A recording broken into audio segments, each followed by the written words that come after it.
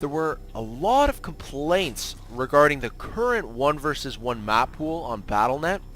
A lot of the maps are being, accused of being imbalanced towards one race in a given matchup, or they're too small, the rush distance is too short.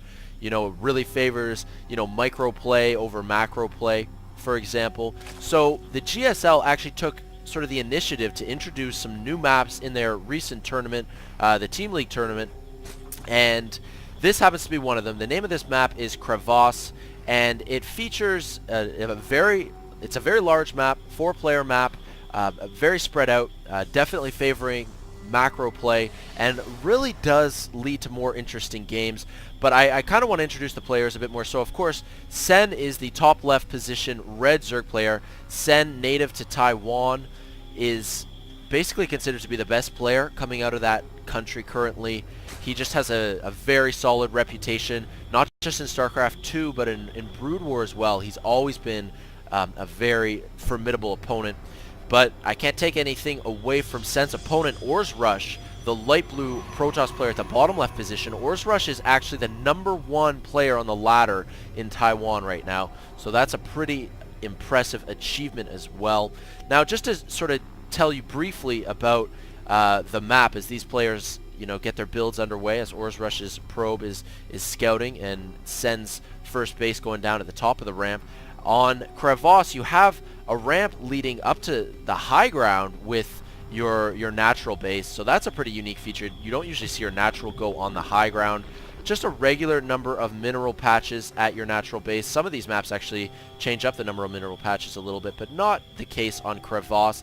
And your main base, quite large overall. The overall surface area of your main base, quite big. And then you've got this ramp that leads down to sort of the rest of the map. Now this ramp has destructible debris on it, which is really unusual. So you have a small ramp to start, and then if this destructible debris gets destroyed, the ramp becomes much larger. So that's a very interesting characteristic as well. And then as you sort of enter out to the middle portion of the map, you've got your potential third base, and over here is a gold as well. Lots of these new tournament maps don't have any gas at the gold, though, interestingly enough. Just the 6 gold mineral patches, 4 Zelnaga towers in the middle of the map, surrounding this middle high ground portion here. And the other destructible debris is just on this ramp right here, which can potentially make the rush distance shorter, like for OrzRush, for example. His destructible debris is right here. If this were out of the way, he would have a slightly shorter rush distance to Sen's base, but as is, without the destructible debris being destroyed, all players need to head to the middle of the map before you can head over to your opponents. So, I mean, this isn't a map review. This is a shoutcast, a commentary. So I'm going to stick to sort of the analysis of what's going on here, but I wanted to just identify some key features of the map so far. So Sen's drone rather, has scouted the very fast Nexus going up for OrzRush. I've seen a couple games of OrzRush's recently, and he definitely favors a macro style, putting down his Nexus quite early. The drone does get taken out, so we can see on Sen's vision, he has scouted just about everything. I'm wondering if OrzRush is going to go for fast Stargate, but it doesn't look like that's going to be the case. I mean, 3 gateways down already. I've seen OrzRush favor pretty fast Phoenix play as well, so I was kind of just curious about that. Back at Sen's base, of course, Sen has had his natural base up for a little while now, and his lair tech on the way. Currently just mining off of 1 gas, and he hasn't actually even researched Zergling speed just yet either. Want to take a look at the income tab. Both players neck and neck with 34 harvesters. This queen heading out very quickly just to get some extra shots in at the probe and to take it out. Good awareness and good positioning. Spine crawler on the way. Metabolic boost on the way finally, and a second extractor getting placed down as the lair tech is nearly complete. Sen actually has 3 queens on them. Oh no, not 3. Excuse me, just 2 queens. I guess he just waltzed this the second queen back up to his natural base very quickly. But I'd like to almost see a third one, just get that creep spread going a little bit. But Sen actually looking to play very defensive at this early stage as he's getting he's going to have 4 spine crawlers up very shortly. OrzRush mining off of 4 gases and getting a Twilight Council. So OrzRush is going to go very heavy on gateway units here in the early game. And he's actually getting a Forge as well. So I would certainly expect some kind of timing attack from OrzRush as he produces off of 5 gates. And is he going to get Blink or Charge? It is going to be Blink. So we're going to see lots of Stalkers for sure. Sentries, I'm sure, coming into play as well. You know, you got to trap your opponent's units and really abuse that blinking ability. And I'm sure that we're going to see some upgrades from the Forge as well to sort of open up that timing window and try to push into Sen's base. We'll have to keep an eye out, see if OrzRush actually does decide to take out these destructible rocks and, you know, cut down that distance just a little bit. And, I mean, it's always beneficial, you know, if you're on the attack, take out these destructible debris as well. If you can't push right up into the main, at least take these out. It makes it a little bit harder to defend for, you know, the defending player. In this case, Sen is what I was referring to. Spire on the way, as well as a Hydralisk Den that has just popped.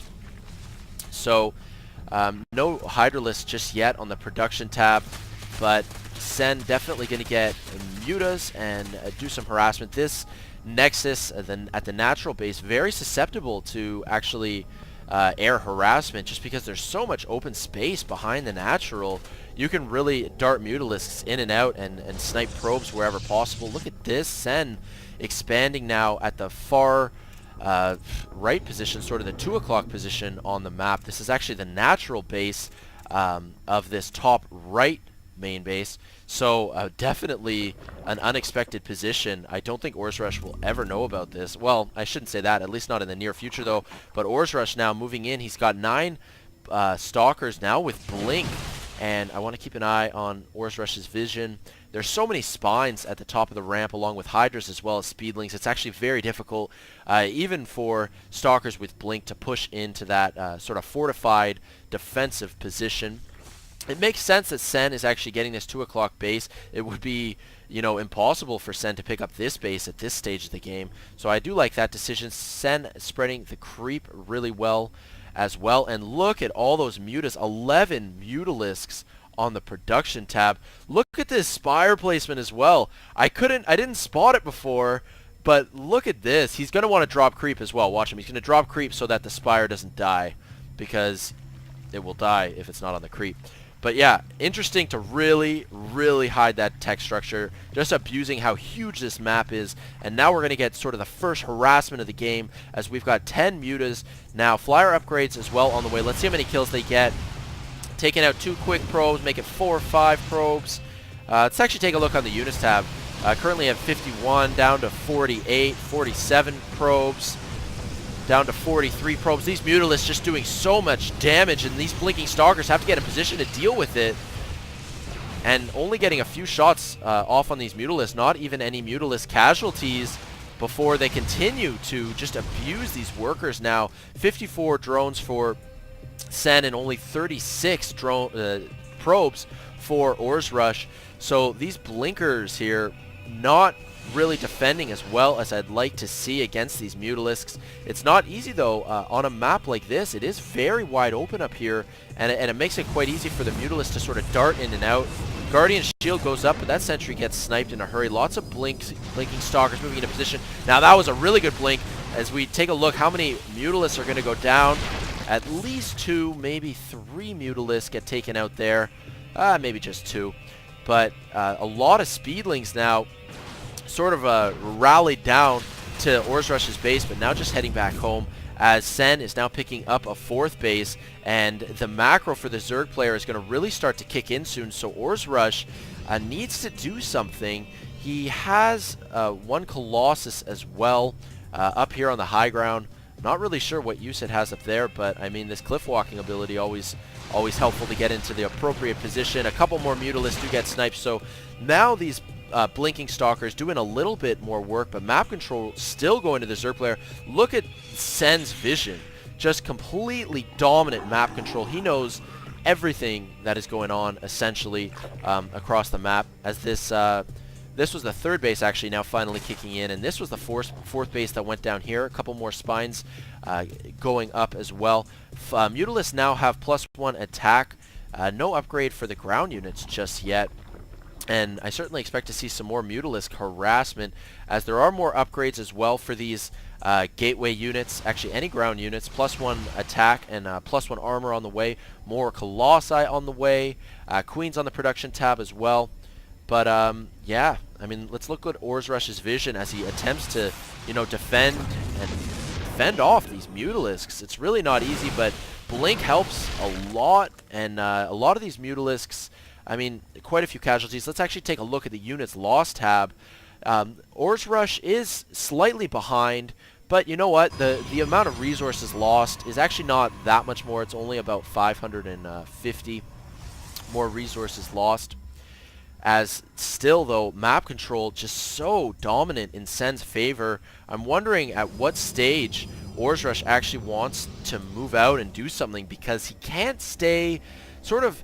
I mean, it's you could almost call it a containment. It's like, with respect to vision, it's a containment. I mean, Sen knows exactly when the Protoss player is moving out. So, although containment is the wrong word, I just want to emphasize how dominant the map control really has been for Sen this whole game.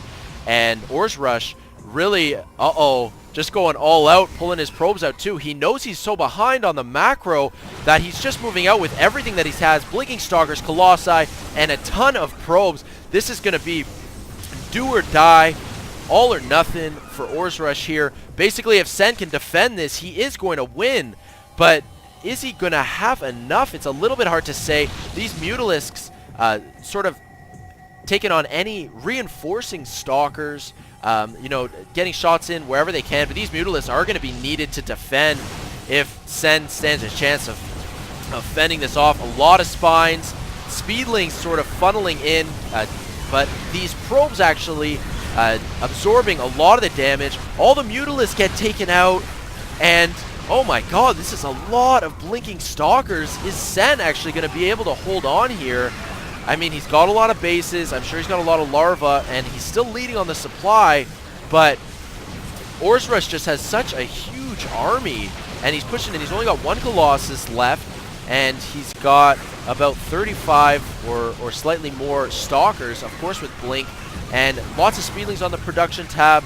Sen is going to want to reinforce this and just rally in as many units as possible, because once again, if he can fend this off, he is going to win. But wow, this is just such a heavy assault, and Sen calls GG unbelievable.